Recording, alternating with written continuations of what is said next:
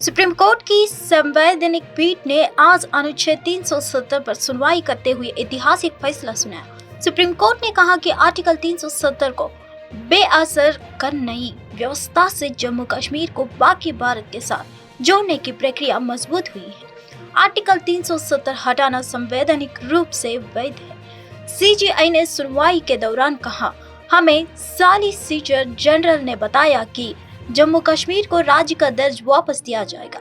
लद्दाख केंद्र शासित क्षेत्र रहेगा। हम निर्देश देते हैं कि चुनाव आयोग नए परिसीमन पर आधार पर 30 सितंबर 2024 तक जम्मू कश्मीर में विधानसभा चुनाव करवाए।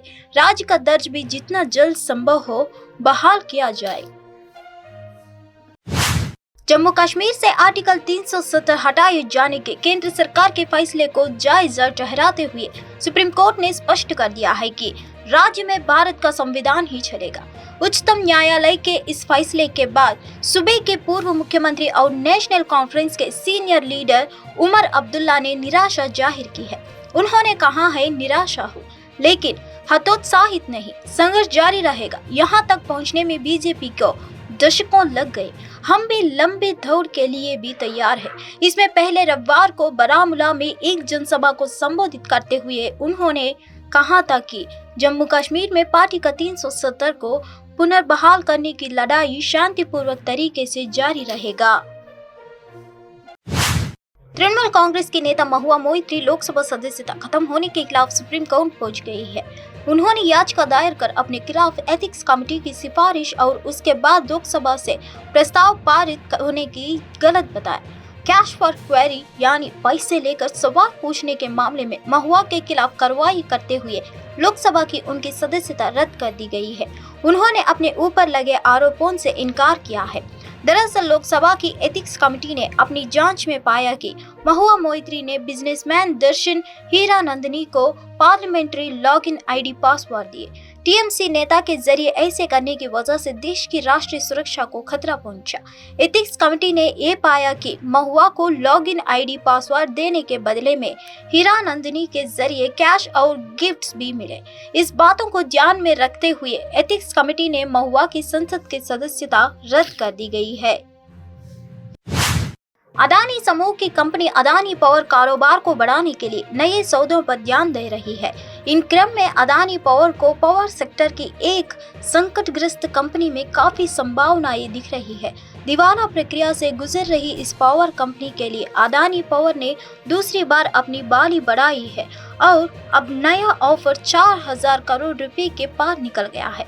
अदानी पावर ने दिवाला प्रक्रिया से गुजर रही कंपनी लोको अमरकंटक पावर को खरीदने के लिए फिर से अपनी बोली बढ़ाई। अदानी पावर ने अब लोको अमरकंटक के लीडर्स और 4100 करोड़ रुपए का ऑफर दिया। यह 6 सप्ताह के भीतर दूसरा मौका है। अब अदानी पावर ने आर्थिक संकटों से जूझ रही कंपनी को खरीदने के लिए बोली बढ़ाई है। राज्यसभा में शुक्रवार को लंच ब्रेक के बाद मिलने वाले आधे घंटे के एक्स्ट्रा ब्रेक को खत्म कर दिया गया है। सत्र के दौरान डीएमके के राज्यसभा सांसद एमएम अब्दुल्ला ने कहा कि यह एक्स्ट्रा ब्रेक इसलिए दिया गया ताकि मुस्लिम सदस्य नमाज पढ़ सके। हालांकि राज्यसभा स्पीकर जगदीप धनखड़ ने कहा कि ऐसा इसलिए किया गया है ताकि लंच के बाद लोकसभा और राज्यसभा के सत्र एक साथ शुरू हो सके। डीएमके के राज्यसभा के सदस्य एमएम अब्दुल्ला ने कहा कि शुक्रवार को यह समय मुस्लिम सदस्यों को नमाज पढ़ने के लिए है। इसके बाद स्पीकर ने अपनी बात को दोहराते हुए कहा कि उचित विचार विमर्श के बाद ही उन्होंने इसे लागू किया था। इस बारे में सदन को अवगत करा दिया गया था। उन्होंने कहा कि लोकसभा और राज्यसभा दोनों में सभी वर्गों की सदस्य है। केंद्रीय मंत्री धर्मेंद्र प्रधान ने भारतीय जनता पार्टी महिला मोर्चा राज्य कार्यकारिणी की बैठक में भाग लिया। कार्यक्रम में मीडिया से बात करते हुए धर्मेंद्र प्रधान ने महिलाओं को सशक्त बनने वाली योजनाओं के लिए प्रधानमंत्री मोदी की प्रशंसा की। उन्होंने कहा कि पीएम मोदी उड़ीसा के 80% लोगों की पहली पसंद है।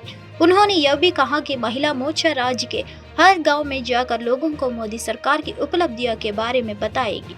बीजेपी महिला मोर्चा राज्य कार्यकारिणी की बैठक में केंद्रीय मंत्री धर्मेंद्र प्रधान ने कहा, उड़ीसा में अगले साल लोकसभा और विधानसभा चुनाव है।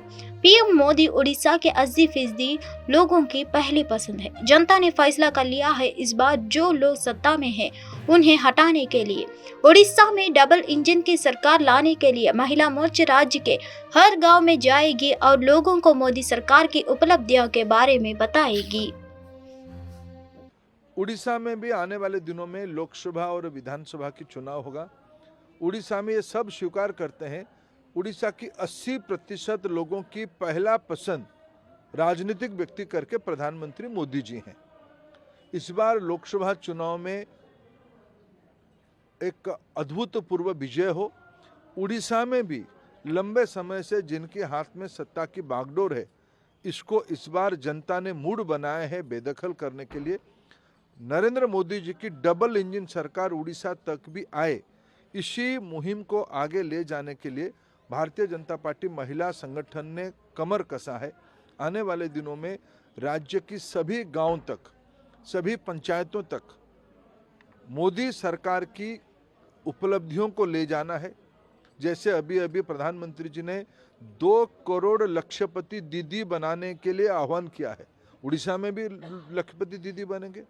विश्वकर्मा योजना में उड़ीसा में महिलाओं की भागीदारी रहे। बाई के बोरीवाली वेस्टर्न एक्सप्रेस हाईवे पर एक चलते मिक्सर ट्रक में अचानक से आग लग गई। आग इतनी ज्यादा थी कि इसके चलते ट्रक चालक घायल हो गया है। पुलिस ने बताया कि यह घटना एक्सप्रेस हाईवे पर देवीपाड़ा मेट्रो स्टेशन के पास की है। कस्तूरबा पुलिस और फायर ब्रिगेड के जवानों ने मौके पर पहुंचकर आग बुझाने की कोशिश की। आग इतनी ज्यादा थी कि इसके चलते ट्रक चालक घायल हो गए हैं। कस्तूरबा पुलिस और फायर ब्रिगेड ने जवानों ने काफी मशक्कत के बाद आग पर काबू पाया है।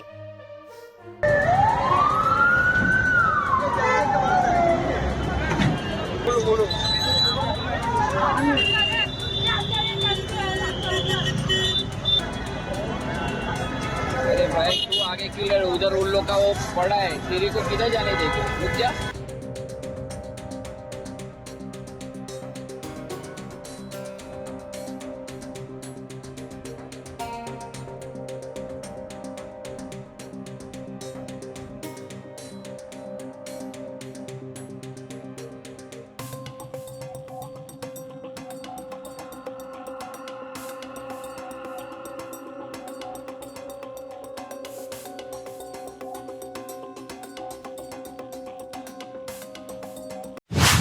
राष्ट्रीय राजधानी का वायु गुणवत्ता सूचकांक बहुत खराब श्रेणी में रहा। शहर के कुछ हिस्सों में हल्की धुंध छाई हुई है, जिससे प्रकाश का जमीन तक पहुंचना मुश्किल हो रहा है और दृश्यता कम हो गई है। खराब AQI के कारण लोगों ने सांस लेने में दिक्कत की शिकायत की। विभिन्न क्षेत्रों के ड्रोन दृश्यों में दिल्ली धुंध की एक पतली परत में लिपटी हुई दिखाई दे रही है।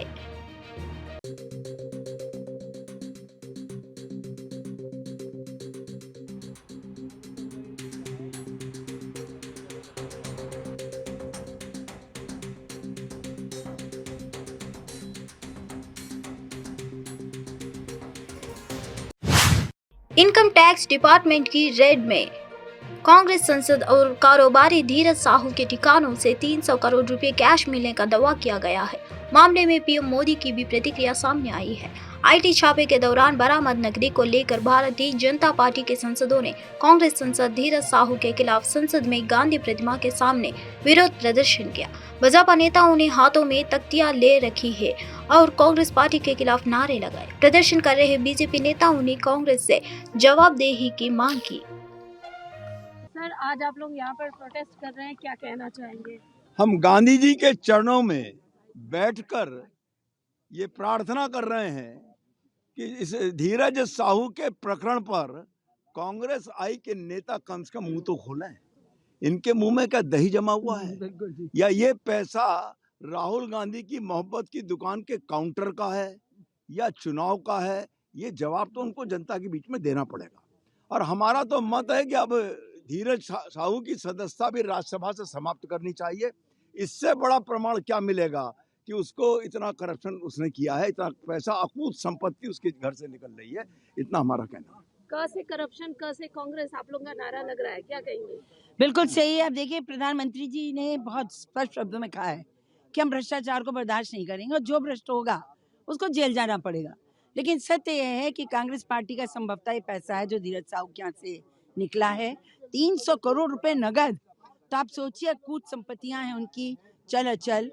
और हम लोगों की तो यही मांग है कि कांग्रेस इस पे जवाब दे और इनकी सदस्यता को यहाँ पर इनको सस्पेंशन होना चाहिए, जांच होनी चाहिए। सर, कांग्रेस तो सीधे तौर पर इससे जो पल्ला झाड़ रही है, उनका साफ तौर पर कहना है कि इससे कोई लेना देना नहीं है। जिस तरीके से अभी देखिए- तक जवाब आए हैं। देखिए, ये सिद्ध हो गया है कि कांग्रेस भ्रष्टाचार की गारंटी है।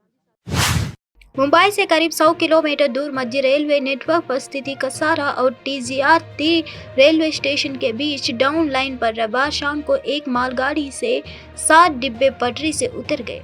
रेलवे अधिकारियों ने यह जानकारी दी। अधिकारियों ने बताया कि डिब्बों के पटरी से उतरने की घटना शाम 6:31 पर हुई। उन्होंने बताया कि इस घटना से कसारा से दिगतपुरी खंड पर डाउन लाइन में मिडिल लाइन पर यातायात सेवा प्रभावित हुई। बहाली का काम पूरा होने के बाद कसारा में इगतपुरी के बीच रेल सेवा फिर से शुरू हो गई है।